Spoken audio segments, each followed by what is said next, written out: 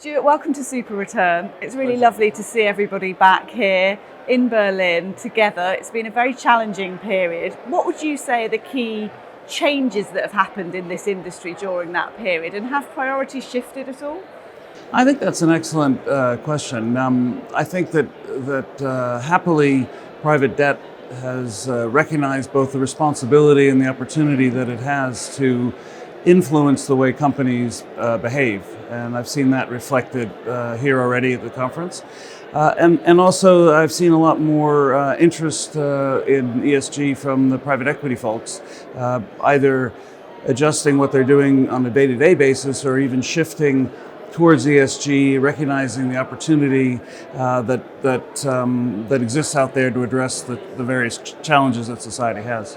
And it's not just that companies are sort of talking about ESG now. You really believe that this is becoming an integral part of their model? Well, I think it's at the beginning. I think there still are plenty of companies that are paying lip service to it, but we in the private debt and private equity business have an opportunity to influence companies in a meaningful way. That's one of the great opportunities. Influence is diffuse in the public markets, and in the private markets, there's generally one counterparty, either a debt provider or the private equity firm. You talked there about it being an opportunity. Should it be a responsibility, actually, too? Absolutely. I think it starts with a responsibility that we all can and do something about it. We all need to. You can use a multitude of reasons for that. You can recognize where the next generations are spending their money, what the next generation will do, where they want to work. And at the same time, those of us that are a bit older have to take a look at the world that we're leaving for them and step up to the plate. So a responsibility and an opportunity. In the past, that opportunity has been somewhat clouded, should we say, by the sort of concern about return. Would you say that that's something that's not the case anymore with areas like impact investing? Well, I think when we started out on our journey in impact investing and the wider implementation of ESG, we had to spend a lot of time telling investors that you don't have to make a sacrifice to do the right thing. I think as the cost of externalities goes up, and that can be carbon taxes, it can be the threat of consumer boycotts, it can be more difficulty in raising capital, it can be more difficult to employ the right people.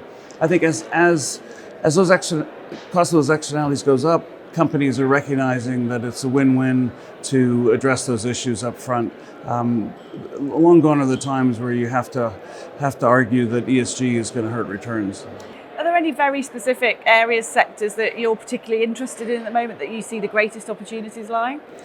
Well, I mean, there's such a myriad of opportunities. I think that you've got a bit of tension between the focus on the environment with a lot of a correct focus on it with COP26 and with activists blocking roads and school boycotts and so forth. That's all very important. At the same time, we have to recognize that there are deep shortfalls in housing, deep shortfalls in medical availability and other forms of social inclusion. So we've been more focused on the social side, with a particular focus on trying to crack the housing challenge and the lack of affordable care beds out there, for example. And that's something that COVID has really highlighted, isn't it? The sort of social problems in the world as well as the environmental ones, and that S in ESG has got to be prioritised too. Yeah, I think you're absolutely right. At the moment, maybe it's because of COP26 running at the same time as we're sitting here, there's a lot of talk about the E, and those of us a bit more focused on the S have to stand up and wave our hands a little bit harder. But I think the opportunities are there for both addressing environmental challenges as well as the social challenges. And what do you hope in terms of being at this event people will take away from having talked to you, presumably that message?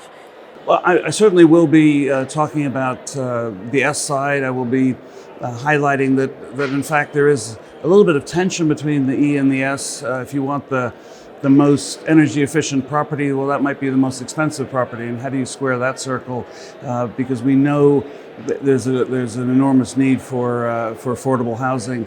In the UK alone, we now have twice as many people in temporary accommodation as we had at the peak during the GFC.